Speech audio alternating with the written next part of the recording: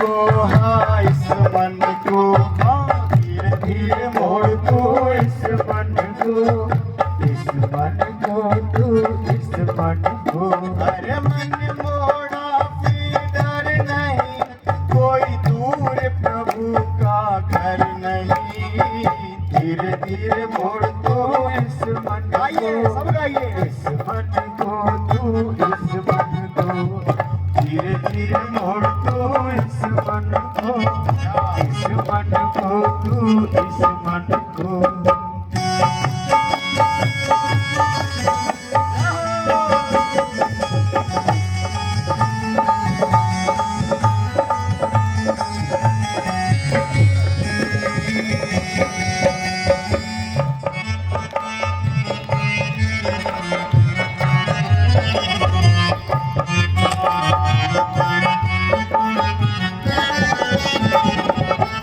कहते हैं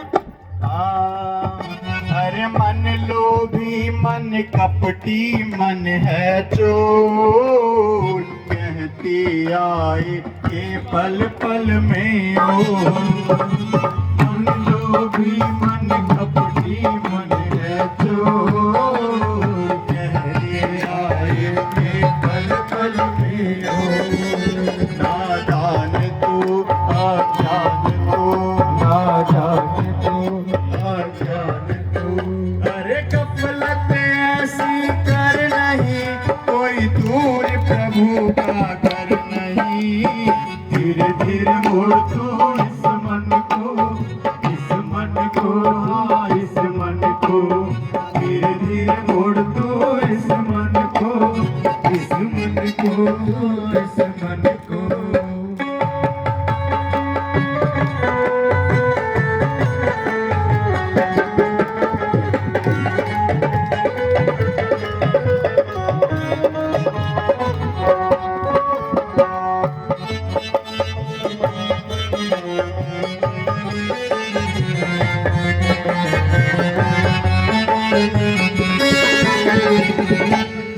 क्या कहते हैं संत कि अगर जब तक मन में विकार है तो कितना भी पूजा पाठ धर्म कर लो कुछ नहीं होने वाला। कहते हैं कि जप तप तीरथ सब होते बेकार, जब तक मन में रहते भरे विकार।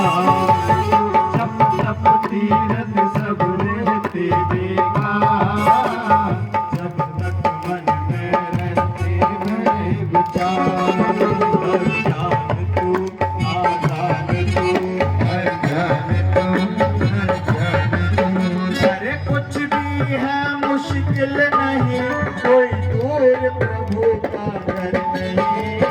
धीरे धीरे मोड़ तू इस मन को, इस मन को, हाँ इस मन को। हाँ धीरे धीरे मोड़ तू इस मन को, इस मन को, हाँ इस मन को। अरे मन मोड़ा फिर डर नहीं, कोई दूर प्रभु का घर नहीं। धीरे धीरे मोड़ तू इस मन को, इस मन को, हाँ धीरे धीरे मोड़ तू इस मन को, इस मन को।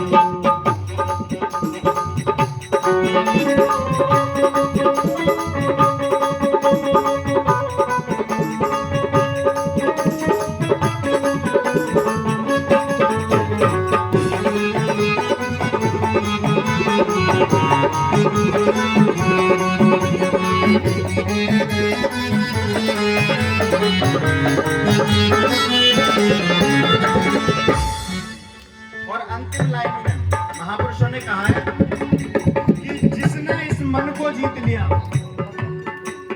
जिसने इस मन को जीत लिया समझो परमात्मा को पा लिया। सब कुछ इस मन का ही खेल है। कहते हैं कि इस मन के आगे किसी की नहीं चलती। बोलो मन के हारे हार है और मन के जीते जीत। तो मन से जो हार गया समझो वो अपने जीवन में हार ही गया। तो इस मन के अकॉर्डिंग ही सब कुछ चलता है। मन को जिसने जीत लिया समझो परमात्मा को पा लिया। क्या कहते हैं? अरे जीत लिया मन फिर ईश्वर नहीं दूर, जान बूझ कर हिंसा क्यों मजबूर। जीत लिया मन फिर ईश्वर नहीं दूर, जान बूझ कर हिंसा क्यों मजबूर। हाँ जीत लिया मन फिर ईश्वर नहीं दूर, जान बूझ कर हिंसा क्यों मजबूर। जीत लिया मन फिर ईश्वर नहीं दूर, हिंसा क्यों मजबूर। अभ्यास से वैराग्य से, अभ्यास से वैराग्य से, अरे कुछ भी है मुश्किल नहीं, कोई दूर प्रभु का डर नहीं। छोड़ दो इस मन को, इस मन को, इस मन को, हाँ धीरे धीरे छोड़ दो इस मन को, इस मन को, इस मन को। अरे मन मोड़ा फिर डर नहीं, कोई दूर प्रभु का डर नहीं। छोड़ दो इस मन को, इस मन को, इस मन को, हाँ धीरे धीरे छोड़ दो इस मन को, इस मन को, इस मन को। बोलो दादू दयाल महाराज के, दादू राम सत्य राम। जैसे कि संचालन महोदय ने बताया कि समय का अभाव है। हाँ तो समय की एक मर्यादा होती है, सभा की अपनी एक मर्यादा होती है, तो उसको ध्यान में रखते हुए थोड़ा सा जो मेरा वक्तव्य मैं बताना चाहूंगा। हाँ तो मैं कह रहा था कि ये ऐसी सभाओं का होना अब राष्ट्र में बहुत ज्यादा जरूरी हो गया है, क्योंकि धर्म के साथ इस प्रकार धर्म मतलब विलक्षण रूप ही आ गया है। सोचिए धर्म के साथ जो खिलवाड़ हो रहा है, धर्म को व्यक्ति समझ नहीं रहे हैं। कहा गया है, हमारी संस्कृति कहती है कि धर्मो रक्षति रक्षितः और धर्मो हंति हंतः, यानी आप धर्म की रक्षा करोगे तो धर्म आपकी रक्षा करेगा, और आप धर्म का हनन करोगे, धर्म के खिलाफ चलोगे तो आपको भी धर्म दुखदाई प्रद होगा। आप इतिहास उठाकर देखिए कि जिसने भी अधर्म किया उसकी तो मृत्यु भी अधार्मिक तरीके से हुई है। दुर्योधन की एक मैं आपको प्रसंग सुनाता हूं छोटा सा, आप थोड़ा सा ध्यान दीजिएगा, कुछ ही समय लूंगा ज्यादा नहीं। कि जब पांडवों को वनवास दिया गया 13 वर्ष का वनवास, तो पांडव अपना वर्ष पूरा व्यतीत करके आए। जब पांडव हस्तिनापुर आए और उन्होंने शांति का प्रस्ताव रखा, पांडवों ने दुर्योधन के पास शांति का प्रस्ताव रखा कि भाई अब आपकी सारी शर्तें पूरी हो गई, तो अब क्यों ना शांति हो, मैत्री हो, संभाषण किया जाए। धर्म तो यही कहता है कि भाई शांति होनी चाहिए। तो भगवान श्री कृष्ण को शांति दूत बनाकर दुर्योधन के पास भेजा।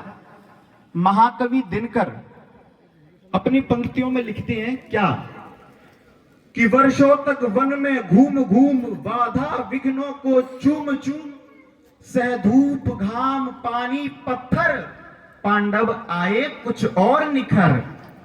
क्या कहते हैं कि सौभाग्य न सब दिन सोता है, देखे आगे क्या होता है, मैत्री की राह बताने को, दुर्योधन को समझाने को, भीषण विध्वंस बचाने को, सबको सुमार्ग पर लाने को, भगवान हस्तिनापुर आए, पांडव का संदेश लाए।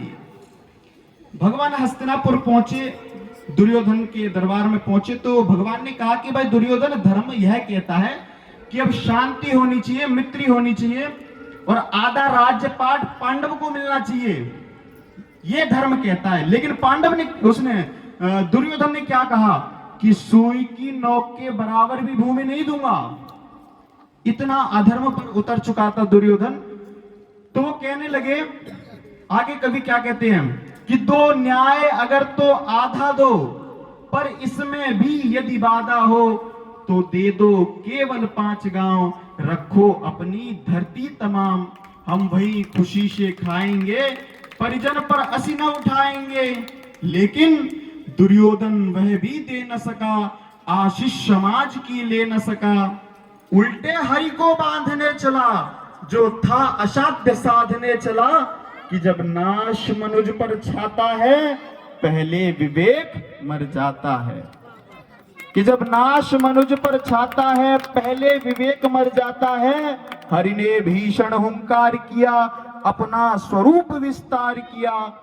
डगमग डगमग दिग्गज डोले, भगवान कुपित होकर बोले। क्या कहते हैं भगवान?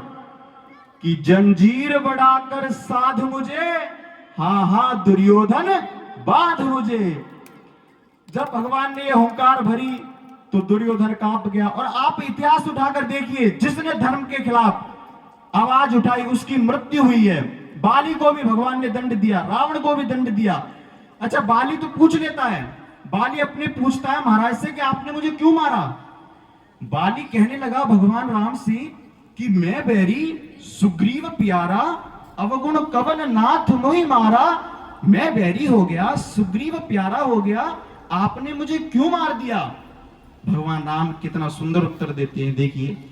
भगवान कहते हैं कि पुत्र वधू भगनी सुत नारी। पुत्र वधू, भगनी यानी बहन, सुत, सुत यानी पुत्री या पुत्र। पुत्र वधू भगनी सुत नारी, सुन सठ कन्या सम ए चारी। और इन्हें कुदृष्टि बिलो कही जोही, ताई हने कछ दोष ना होई। उसको मारने में कोई दोष नहीं है। जो हमारी नारियों पर, और हमारी संस्कृति क्या कहती है कि यत्र नारी